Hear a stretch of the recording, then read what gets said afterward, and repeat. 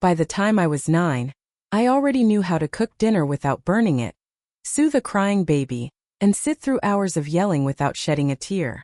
Being the oldest daughter meant I was the responsible one, no exceptions. My childhood? It was taken from me by the very people who should have been looking out for me. But honestly, the real story isn't about how I made it through. It's about how I found the strength to break the cycle, to make sure no one else would carry that same pain because of me. I was 9 when I first noticed that our family had its own unspoken rules, the kind no one ever said out loud but everyone just followed. First, boys always came first. Second, mom was never wrong. And third, I was only there to be useful. There wasn't some big moment where everything suddenly changed. No dramatic trauma like in the movies. It was more subtle than that. One morning, I woke up late for school and found that my 3-year-old brother had peed all over the floor. My mom was sitting on the couch, glued to her phone, and didn't even glance my way.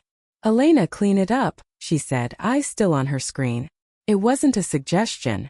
It wasn't even a command. It was like she was stating a fact, the same way someone would say, "The sky is blue." So I cleaned it up. Then I made him breakfast, hunted down his socks, and packed his little backpack for kindergarten. And for the first time I paused and wondered, who packs my stuff? I didn't realize back then that this wasn't how things were supposed to be. After school, I never went outside to play. Visiting friends? That wasn't even an option. "There's too much that needs doing around here," my mom would always tell me. So I mopped floors, ironed her shirts, fed my youngest brother, and picked up after the one in the middle. And when I worked up the courage to say I was tired and needed a break, I got slammed with guilt. "You should be grateful," she'd shout. "Who else is giving you a roof over your head, food to eat, and a good education?" Eventually, I learned to keep my mouth shut. I got real good at reading her mood before she even said a word. If she was in a good mood, you stayed out of sight. If she was in a bad one, you still stayed away, but you made her tea first. Otherwise, you'd be in for one of her explosions. She didn't hit me, well, not really. Sometimes she'd yank my hair or give me a shove with her shoulder when she passed by.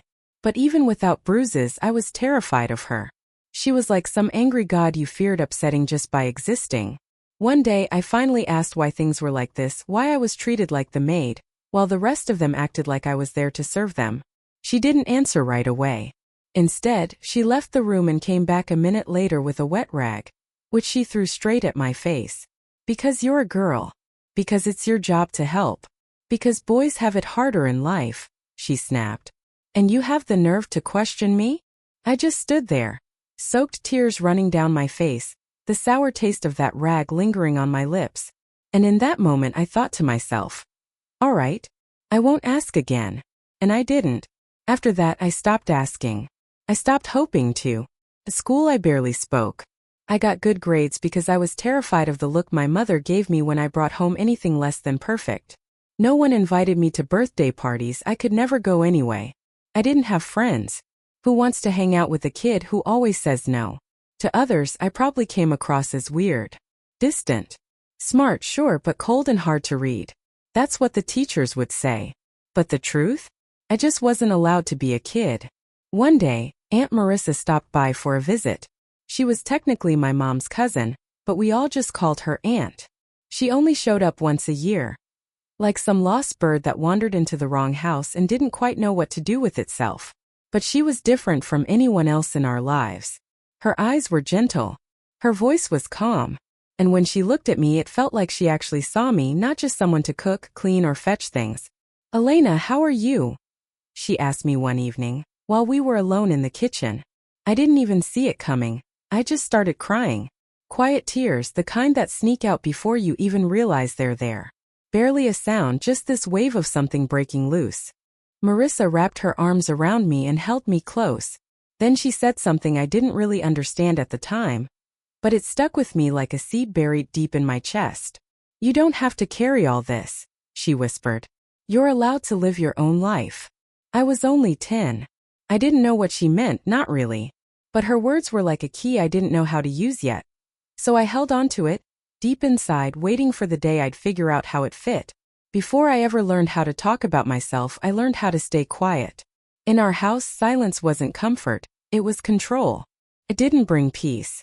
It brought tension. When my mom went silent, it was worse than yelling. Her silence meant I'd messed up somehow. I just had to figure out what. I was 13 the first time she ignored me for an entire week. All because I bought the wrong kind of yogurt. Another time it was the look on my face at dinner, too blank, too tired, too something. Then there was the mint tea incident. She hadn't even asked for it, but the fact I didn't make it was enough to freeze me out. These silent punishments became normal after a while. Like clockwork. I got so used to them I started recognizing the signs, how she walked across the room, how she tugged open the closet. Even the way she sighed told me exactly what was coming. I learned to listen to the quiet like it was shouting.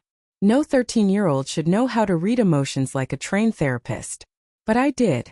Every morning, I got up at 6:30 sharp to make breakfast for everyone. After that, I'd dress my little brother and braid his hair, because in my mom's words, she couldn't be bothered. After school, while other kids were playing or watching TV, I was mopping floors, fixing lunch, running laundry, and double-checking my little brother's homework. And through all of that, my mom would sit there and say, "I do everything around here." She'd say it with a cigarette in one hand, her phone in the other, and her legs kicked up on the table like she ran a kingdom. For a while, I believed that maybe if I just worked harder, she'd finally see me. Maybe she'd change. So I did more. I scrubbed the windows no one asked me to, made her favorite dishes for her birthday, even cleaned the whole house while running a fever. But she never said thank you. All I ever got was a flat fine, or a cold not good enough, or sometimes even, "Why'd you bother at all?" At school, my teachers started to notice me. They liked my writing, gave me good grades. They told me I had real potential. But at home? None of that meant a thing. "Grades don't put food on the table," my mom would mutter.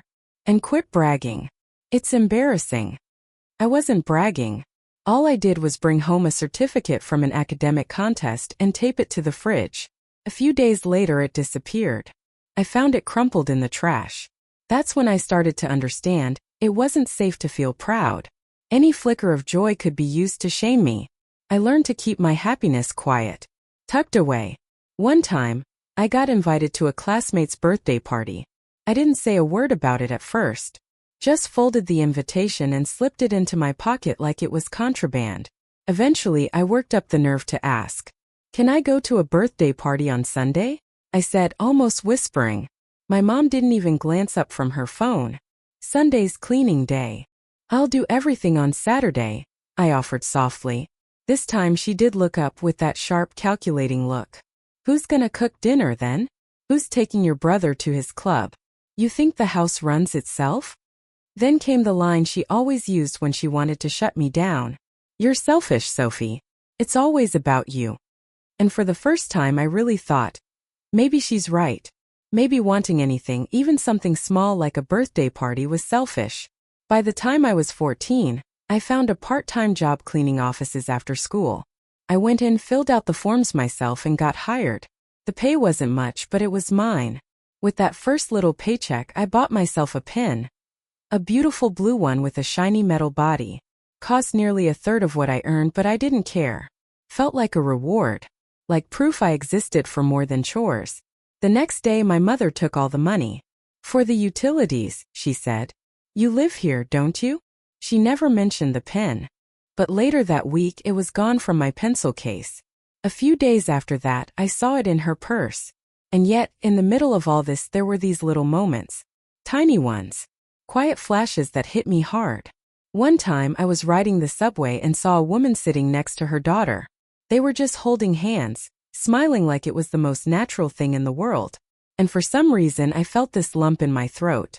My eyes stung, because I realized I'd never had that with my mother. I'd never felt like her daughter. Just a helper. A servant. A shadow following orders. I was 15 when I finally learned the biggest rule of all. Never be a burden to anyone. So I stopped talking about being tired. I quit asking for help. I gave up hoping someone might offer affection or support. I just stopped waiting. I stayed quiet, followed the rules, played the part of the good girl.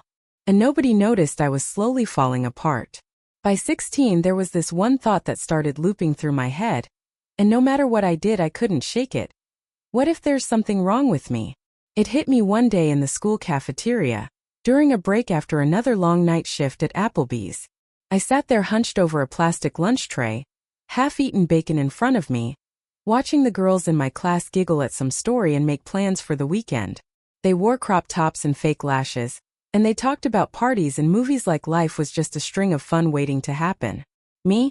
I had work. I had a schedule, a uniform that smelled like grease, and a walk home that involved crossing a dark pedestrian bridge. That's when I realized I wasn't just exhausted. I felt trapped, like I was stuck in a life someone else had built for me, and I didn't get a say. That same week, something surprising happened. A guy from class, Ethan, invited me to a picnic. Just a casual hangout at Lake Haven. Chips, music, a few blankets on the grass. A bunch of people were going. I was stunned. No one ever asked me to come to stuff like that. I was the girl with tired eyes and a faded Waffle House t-shirt, the one who always had somewhere else to be. But Ethan just smiled and said, "Come. It'll be fun." I didn't even know how to say yes, but somehow I did. And for the next few days I walked around like I had sunlight bottled up inside me, like something real and warm was waiting for me. I made up my mind. I picked out clothes. I counted the days. Then one night at dinner I told my mom, "Hey, on Saturday after school, I'd like to go to a picnic with my friends." She didn't even look up from her phone. "Who's staying with Caleb and Owen?" she asked flatly. "You think I get Saturdays off to chase after them?" I tried to reason with her. Told her I'd take care of everything in advance. Reminded her that the boys were older now. That I'd be home by evening. She finally put down her phone. Looked me dead in the eye, not angry, just cold, like I was a stranger. "And you have the nerve to tell me you're tired?" she said, shaking her head. "That's funny. Girl, you don't even know what tired is." Then she added, "You need to grow up. Stop chasing picnics. And don't fool yourself into thinking anyone out there actually cares about you." I didn't argue. I went to my room, changed into my pajamas, then mopped the floor while my brothers played Minecraft and my mom laughed at TikToks in the next room. But that night something shifted inside me. It didn't show right away, not on the outside. But not long after, my literature teacher, Mrs. Taylor, started giving me extra books. Sometimes after class, Mrs. Taylor and I would hang back to talk about books. To Kill a Mockingbird, Fahrenheit 451, The Handmaid's Tale. We'd sit there, just the two of us, swapping thoughts like we were part of some secret club. One afternoon she looked at me and said, "You're not just smart, Sophie. You're deep. You notice things most people miss. And you can get out of here." And the thing is, I believed her. I didn't know what to say. No one had ever seen me like that before. I wasn't used to being called anything besides helpful or obedient. I wasn't strong or wise, I was just useful. A background character in my own life. But somehow her words cracked something open. They gave me permission to imagine something more. So without telling my mom, I entered a statewide essay contest. The prompt was, "What does it mean to be free?" I wrote like I was on fire. I wrote about the women I saw in our neighborhood, the ones who vanished into motherhood, who lived in quiet fear and silent obligation. I wrote about how girls are taught to hush their voices but never taught to listen to themselves. I poured every ounce of truth I had into that paper. And I won second place. There was no prize money, but I earned something better. A voucher that would let me apply to 3 different colleges without having to take the entrance exams. I brought the letter home. Left it on the table for her to find. She looked at it, sighed, and said, "Go ahead, tell me they're waiting for you with open arms. There's a million girls just like you. Everyone wants their own life. But who's gonna wash the dishes?" I didn't say a word. Just quietly took the letter and slipped it back into my backpack. That night I had my first panic attack. I woke up choking on air like it had suddenly turned solid. I thought I was dying. I crawled to the kitchen, sat on the floor next to the stove, and wrapped my arms around myself, trying not to fall apart. And I whispered, "You're not broken. You're just trapped." It wasn't despair that washed over me that night. It was clarity. Senior year felt like that final stretch in a race. Only I wasn't sprinting toward a finish line. I was planning an escape. Still up by 6 a.m. every day. Still cooking breakfast, checking Owen's backpack, finding clean shoes for Caleb, ironing whatever my mom wanted to wear. After school, I went straight to work at the cafe. On weekends, I cleaned the whole house top to bottom. If I had a sliver of free time, I tutored English for a little extra cash. To my mom, it was all business as usual. No thanks. No, how are you holding up? Just her standard line. You're doing what you have to do. That's life. But I knew better by then. That wasn't life. That was survival. So I started lying. Just a little. Just enough. I've got extra classes. I'd say when I stayed late to fill out FAFSA forms or search for colleges that offered scholarships to low-income students. I had to stay late at work. I'd say when I was actually sitting in the counselor's office, talking about application deadlines and financial aid. I began saving coins, spare bills, anything I could hide away. I kept it in an old cookie tin and tucked it under a loose floorboard in the closet. Every dollar was part of my plan, my way out. My goal was simple. Save enough to cover the first month of rent for a dorm room. And I stopped talking about my future out loud. Because by then I understood something important. If you really want to break free, don't hand your dreams to people who want to crush them. During spring break, my mom left again, off to relax, as she put it. Which of course meant visiting her new boyfriend in Chicago. She didn't leave much behind. Just me, my 2 younger brothers, and a nearly empty fridge. I pulled out the cash from my last paycheck. I paid the internet bill so the boys could do their homework. Bought them some cereal and milk. Grabbed the cheapest soup I could find for myself. When she came back, she didn't ask how things went. Didn't ask if we were okay. She just tossed her bag on the chair and said, "Well, looks like you finally figured it out. Took you long enough. You're such a child." Then she walked off like nothing had happened. One night I finally snapped. Not loudly, not dramatically, just inside. It happened after she casually tossed a plate on the kitchen floor. Not in anger, no shouting, no theatrics. She just dropped it like it meant nothing, muttering something about forgetting to put lemon in her tea. I picked up the pieces without saying a word. Wiped the floor clean just like always. But something inside me cracked wide open. That night I wrote myself a letter. Started with, "When you read this, you no longer live here. You got out. You are alive. And none of this was ever your fault." I folded it and placed it inside the same box where I kept my savings. That letter became my promise, my vow to myself. I was either going to leave that house or rot in it. Mrs. Taylor helped me take the next step. She walked me through the application for the federal Pell Grant. We submitted applications to the University of Oregon, Boise State, and a few nearby community colleges. Then one afternoon she handed me a worn laptop, hers. "No one should stay stuck just because they can't afford a computer," she said. That night I cried, not from pain or pressure, but because someone truly wanted me to make it. Someone believed in me. But my mom could feel the shift. She started snooping, checking my phone, peeking inside my backpack, asking sharp questions like, "Why are you always out so late? Why do you look so damn happy?" Then one evening she stared at me like she was reading a book she didn't like. "You're up to something," she said slowly. I just shrugged and said, "I'm just trying to keep up with school." She stepped closer, her voice low and bitter. "Don't think you're better than the rest of us. Nobody's waiting for you out there. People laugh at girls like you." And with that she walked away. I leaned against the kitchen sink, the silence hanging heavy in the room. But for the first time I wasn't scared. I didn't feel small. Instead I thought, maybe no one's waiting. But I'm still going. It was just an ordinary day. Sunshine, mailbox, my hands still sticky from the cafe shift. But in my hands was this thick envelope from Boise State University, and it felt like it could explode. It wasn't thin. It wasn't flimsy. It didn't look like a rejection. I sat on the front steps, Owen digging in the sandbox nearby, and opened it with slow, careful fingers, like I was defusing something delicate.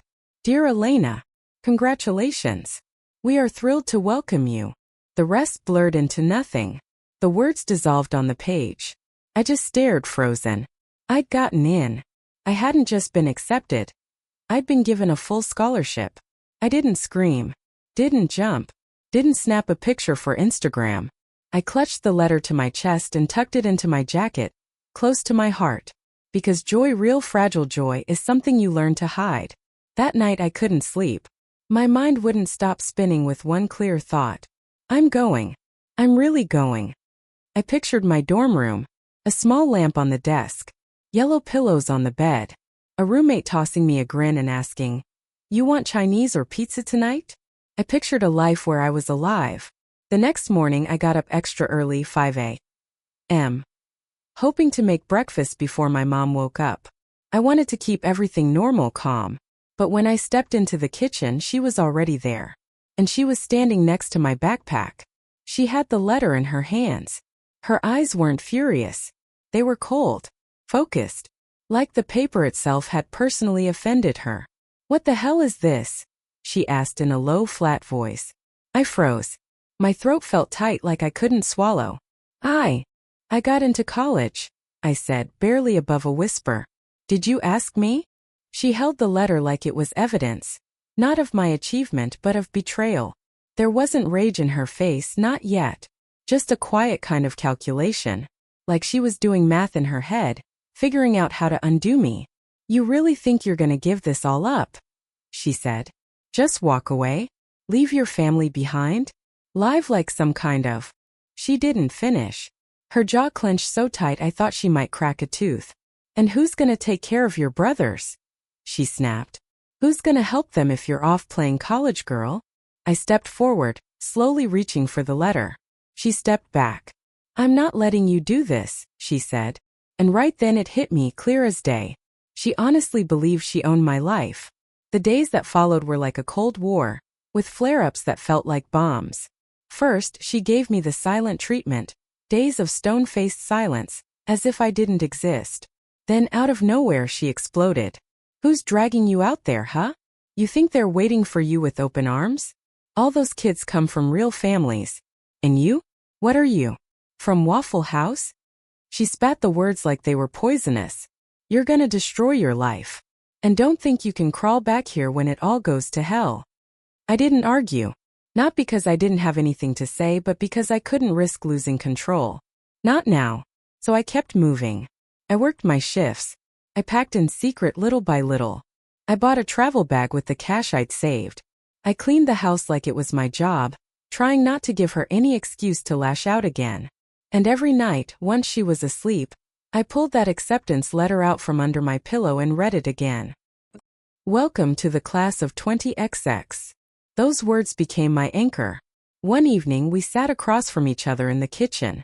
2 mugs of tea. The air thick and sticky with everything we weren't saying. She finally broke the silence. "If you go," she said, "forget you have a mother." Her voice was flat. Final. "You won't have anywhere to come back to," she added. I looked at her. I nodded. And I said, "I don't plan to." I woke up before my alarm even had the chance to buzz. 4:47 a.m. My heart was pounding so hard it felt like it might crack something inside me. Like my chest couldn't quite hold it all. I sat there in the dark, just listening to Owen's steady breathing from the other bed. And I thought to myself, this is it. My last morning here. Really truly the last. My travel bag was in the corner, zipped and stuffed full. It held everything I owned. My laptop, a few changes of clothes, a cheap little thermos, a worn paperback Mrs. Taylor had given me, and a flash drive with all my documents. I got dressed slowly, quietly, just sweatpants and a sweatshirt. Nothing dramatic.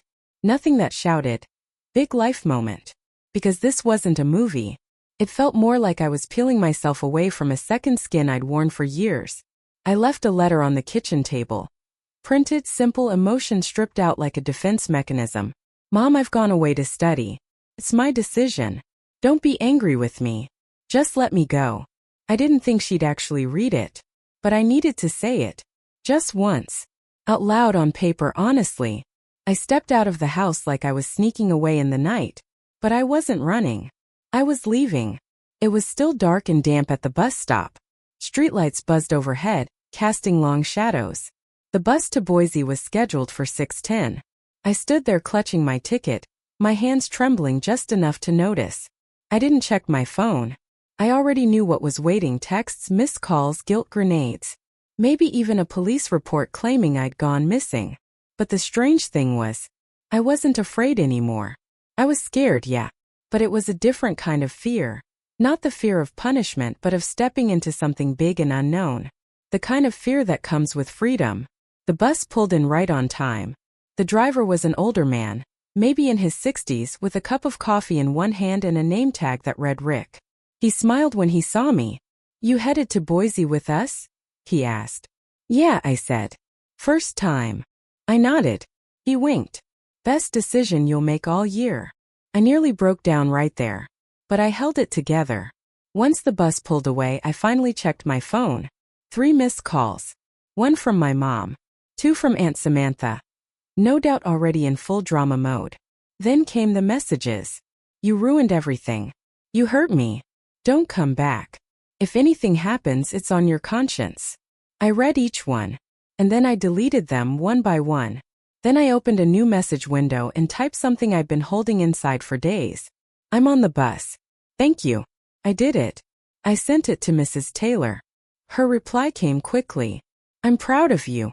Let me know when you arrive.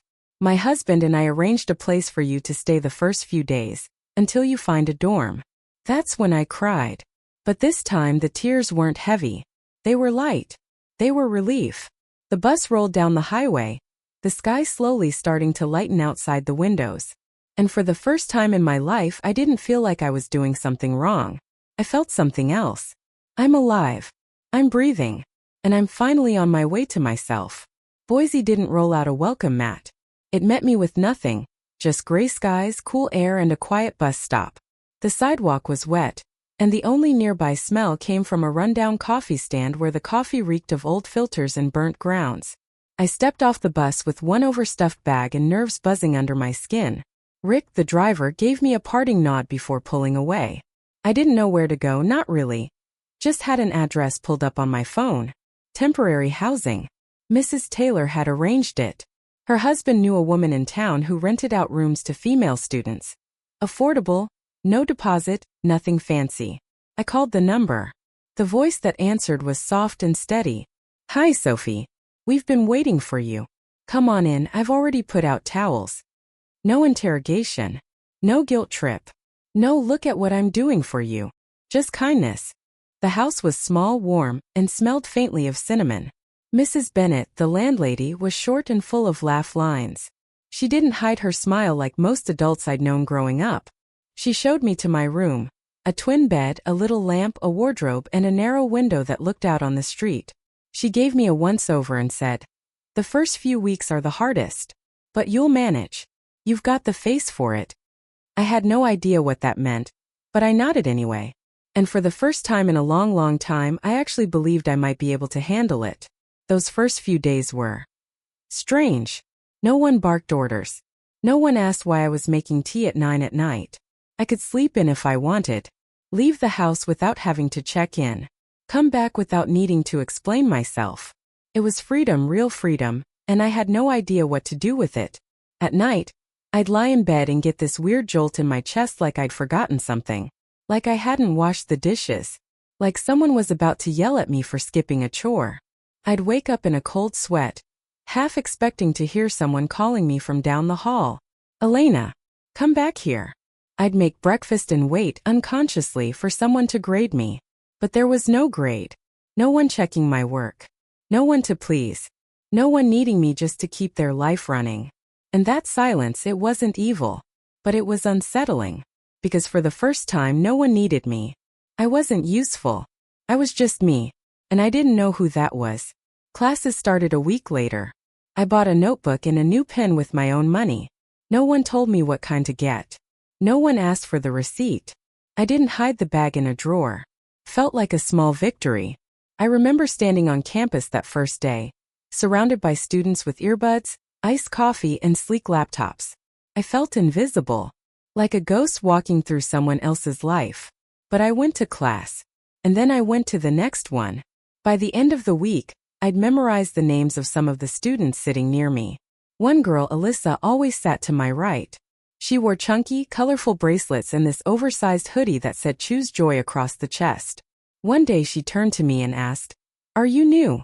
"Yeah," I said. "Elena." "I like that name," she smiled.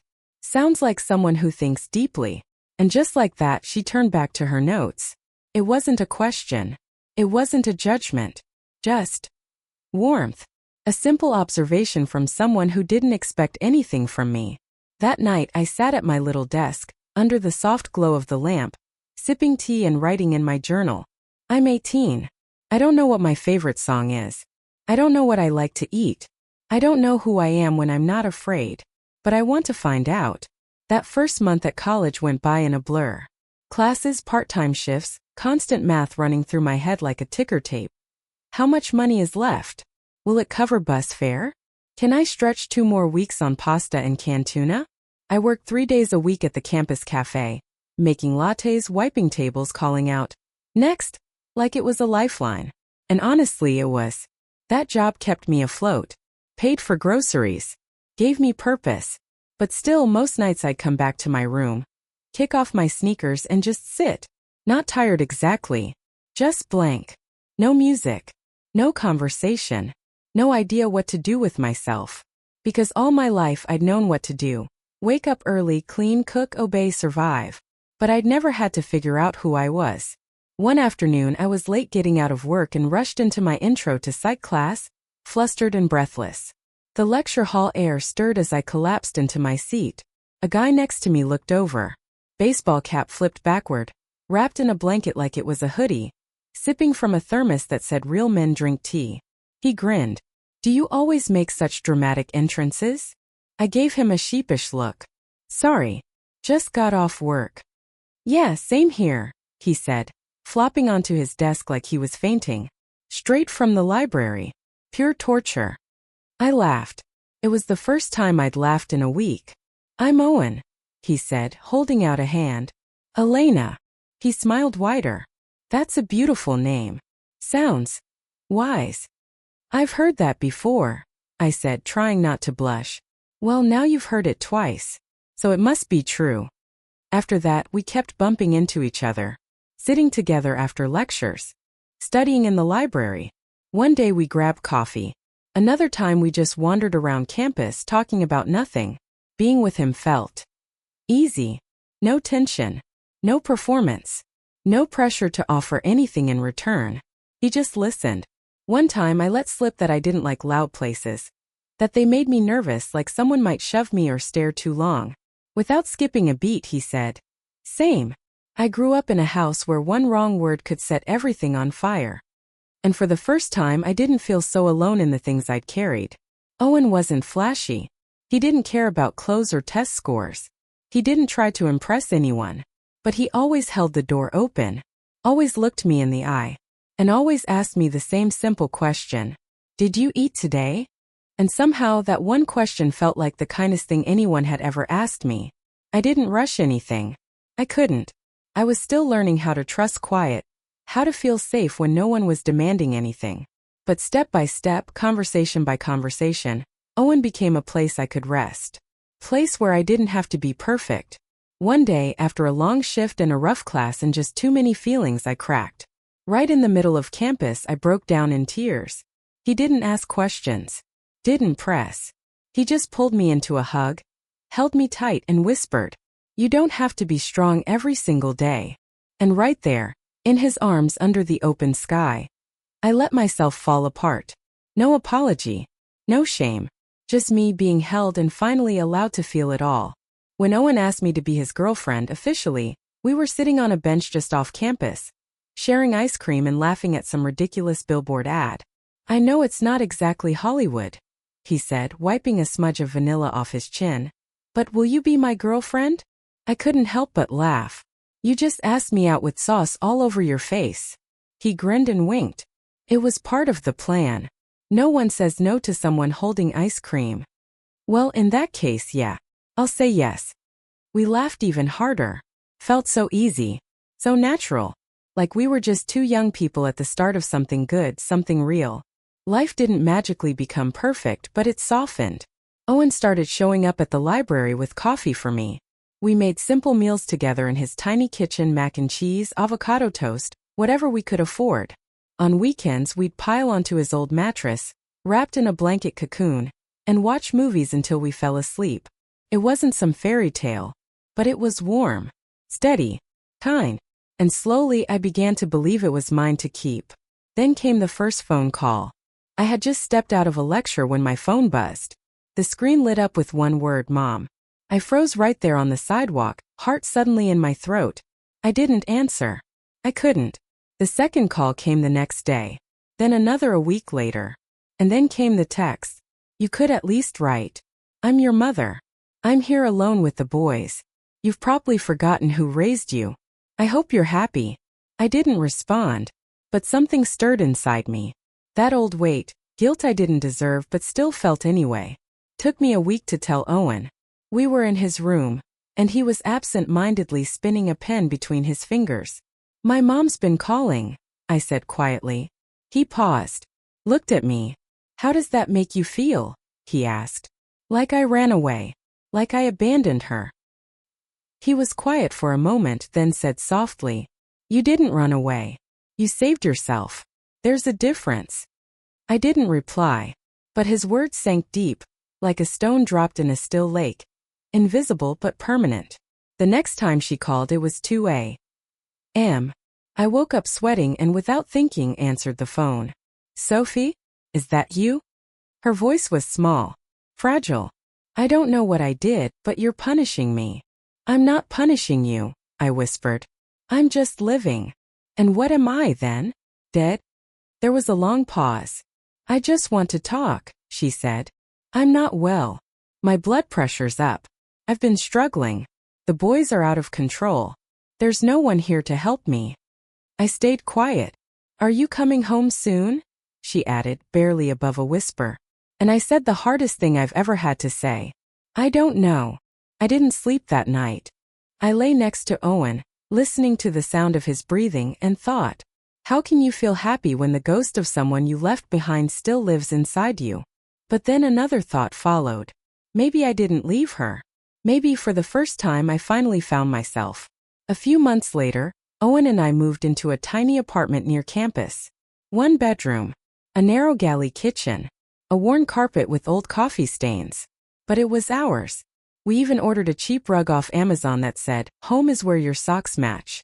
It made us laugh. A little reminder that things didn't have to be perfect. Just honest. I picked up a part-time job at the campus library.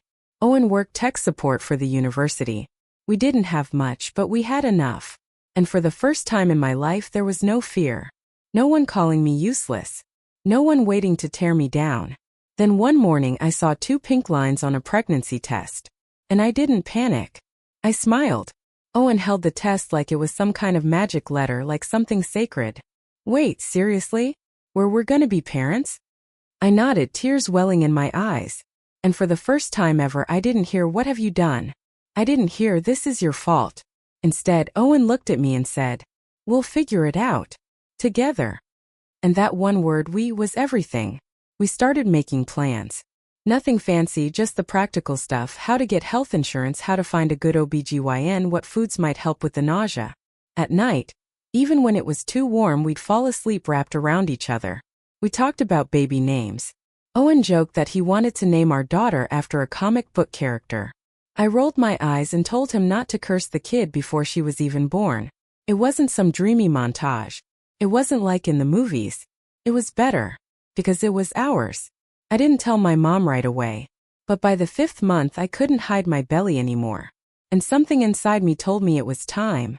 So I picked up the phone and called. After a few rings she answered, sharp, tired. Yes. I took a breath.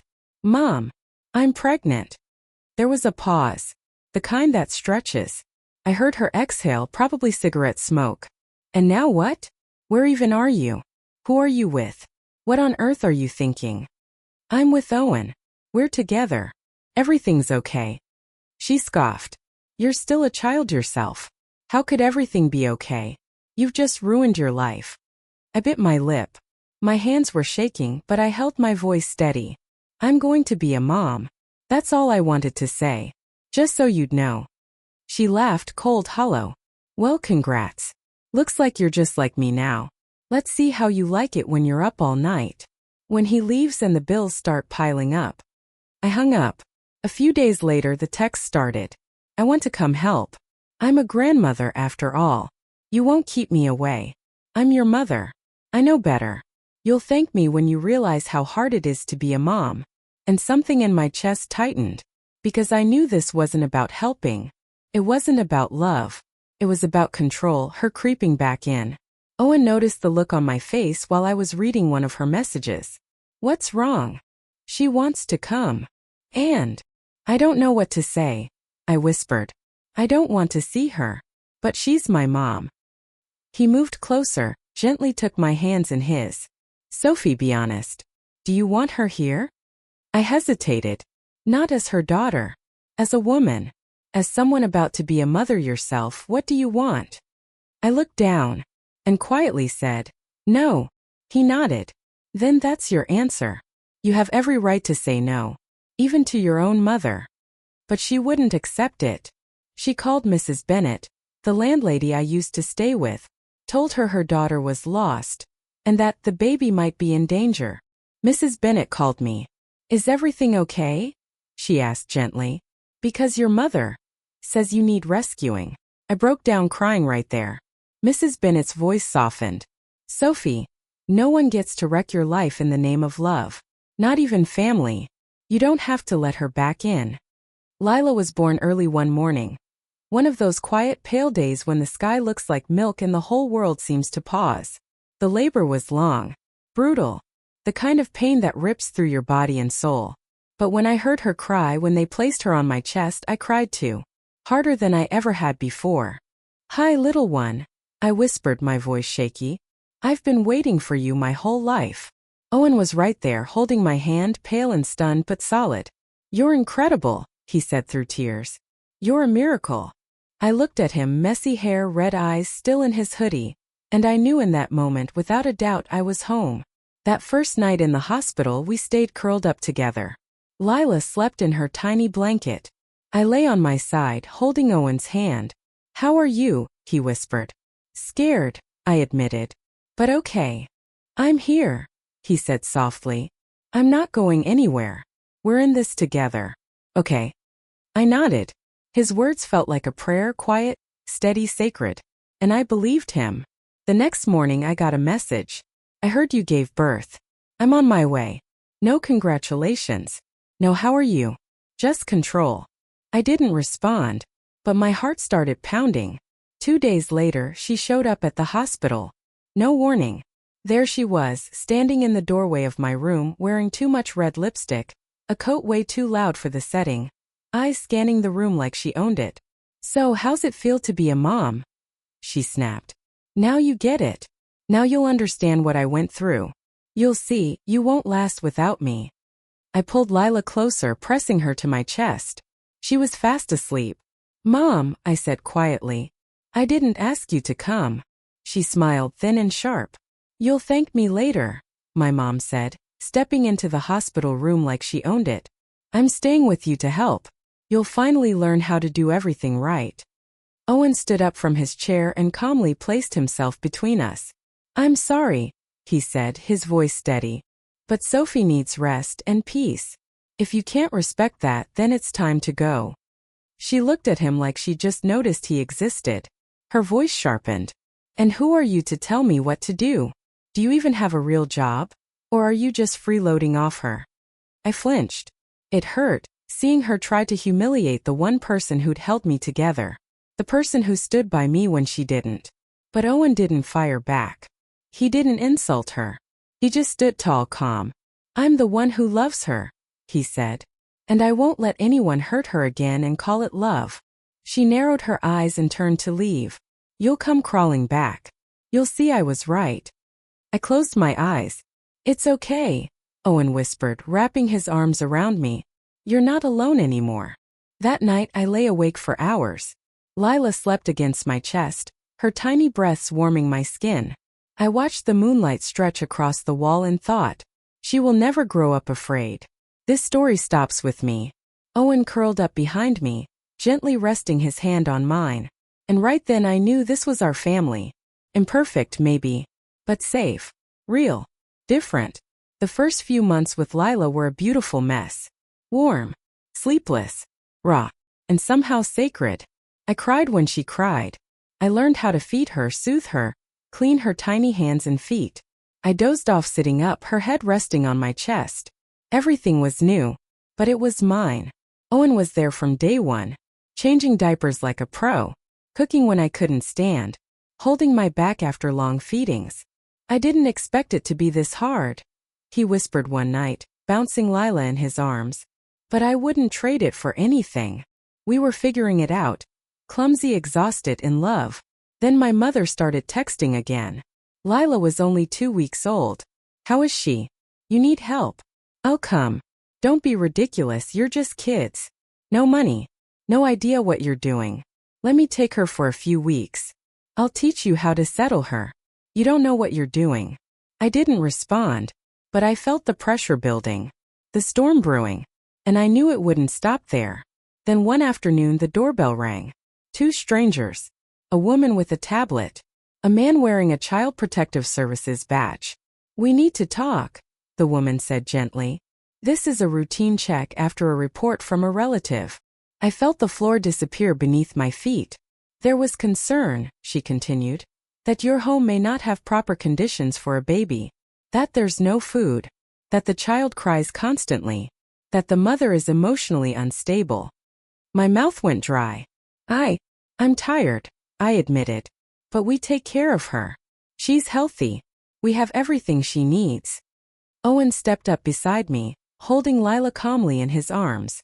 We're fine, he said clearly. We take care of her together. We have health insurance, pediatrician, clothes, food. You can check anything. They nodded, took notes, asked questions, then handed us a card. If there are more complaints, we'll need to follow up. After they left, my phone buzzed. I know what I'm doing. Maybe now you'll think twice before shutting your mother out. I'm saving you even if you don't realize it. And for the first time in a long, long time, I felt something I hadn't let myself feel before. Rage. This wasn't love. It wasn't concern.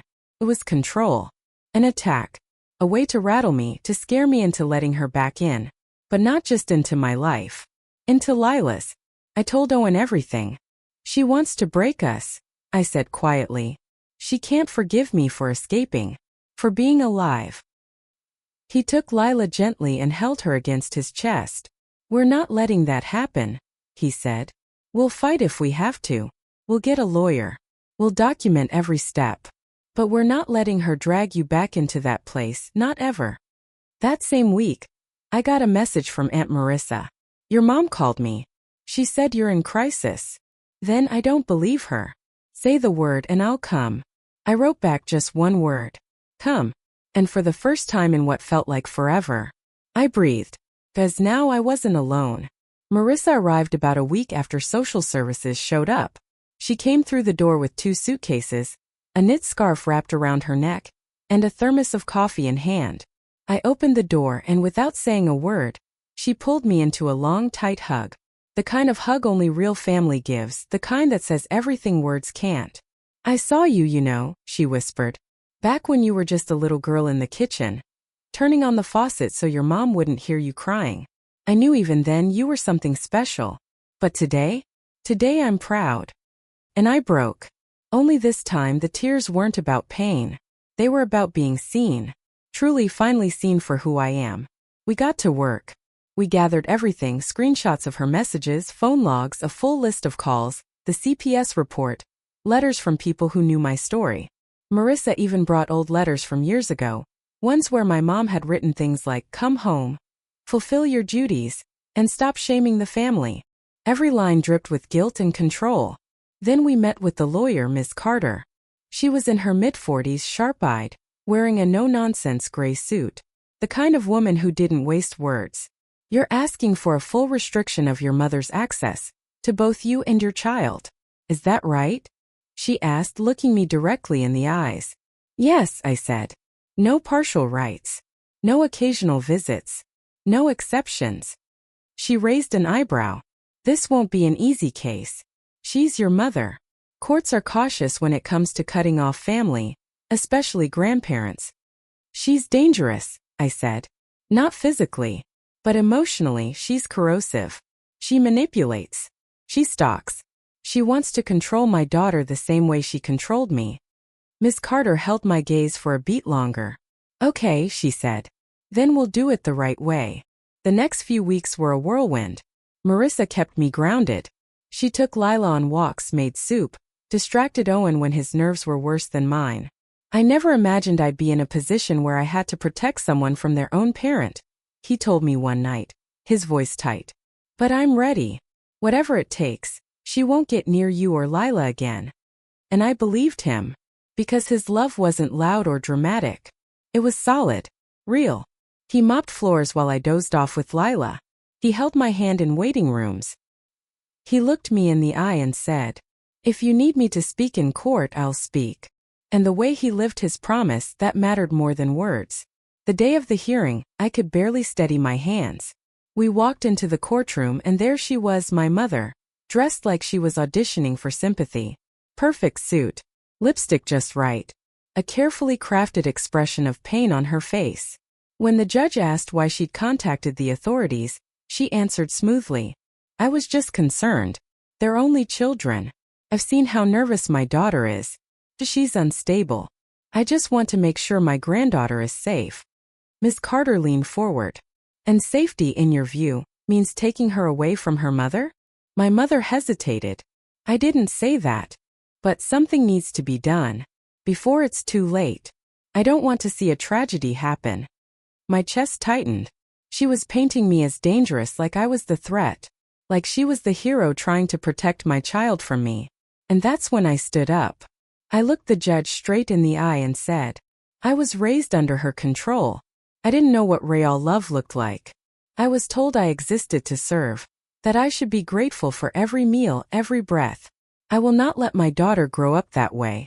I won't let her spirit be broken the way mine was." The judge listened without interrupting. Then after a moment he said, "We'll continue the hearing and review all submitted materials. But I can already see, this isn't about a concerned grandmother. This is about years of crossed boundaries. And we will take that seriously." Afterward, as we stepped into the hallway, my mom brushed past me. She leaned in and hissed, "You'll regret this." I didn't flinch. I turned and said calmly, "I'm not that little girl in the kitchen anymore. I'm a mother now. And I'm not afraid of you." The court case dragged on for almost 3 months. Weeks filled with anxiety, endless paperwork, back and forth testimonies, and constant waiting. My mother brought in her own lawyer. And suddenly the performance began. The tearful, caring grandmother who'd been unfairly pushed aside. She cried in court. Told the judge that her only wish was to watch her granddaughter grow up. Claimed I was emotionally unstable. Just exhausted, that's all. That Owen was basically a kid himself, incapable of caring for a child, let alone a family. Her lawyer stood and read from a carefully crafted statement. "Family is sacred, Your Honor. And in this case, the connection between generations must be preserved." But I didn't look away. I didn't bow my head anymore. Ms. Carter handled everything with grace and precision. She presented every piece of evidence, Marissa's testimony, the social services reports, my written statement, photos of our home, Lila's care schedule, doctor's notes. Then she said, firmly but calmly, "Sophie isn't just a mother. She's a woman who survived years of psychological abuse. And the fact that she's drawing boundaries now may look harsh to some, but it's not cruelty. It's survival." My mother stood up, her voice sharp. "But I'm her mother." Miss Carter didn't flinch. "Exactly," she said. "And that's why it hurts so deeply." The day of the verdict, we sat quietly in the courtroom. Marissa on my right, Owen on my left, Lila asleep in my arms. I held my breath. The judge spoke, clear and deliberate. After reviewing all evidence, testimony, and the results of the psychological evaluation, this court finds sufficient grounds to restrict the grandmother's access to both the mother and the child. There will be no physical or phone contact permitted for 2 years, unless explicitly approved by the petitioner. The restriction may be extended if deemed necessary. My mother stood up, pale as paper. "She destroyed me," she hissed. "She killed my motherhood." The judge didn't even glance her way. And for the first time in my life, I didn't flinch. We walked out of the courthouse in silence. Outside, Marissa wrapped me in her arms and whispered, "You stopped the darkness. And the thing is, you didn't do it for yourself. You did it for her." She nodded toward Lila. Owen reached for my hand and squeezed it. "You're the strongest person I know," he said. I smiled through quiet tears. "I'm just tired of being afraid." That night, I tucked Lila into her crib. Her face was soft, peaceful. Her tiny hand stretched out without hesitation, like she already knew the world was safe. I sat by her side watching her breathe. And I whispered, "I named you Lila because it means wholeness. Because you are my new story. And I promise you with everything I have, you will never be a broken piece of something old." It was one of those evenings where everything felt still. Nothing ached. Nothing pulled at me. Lila was already asleep. Owen was in the kitchen, quietly washing dishes. The house felt wrapped in peace. Marissa and I sat out on the porch.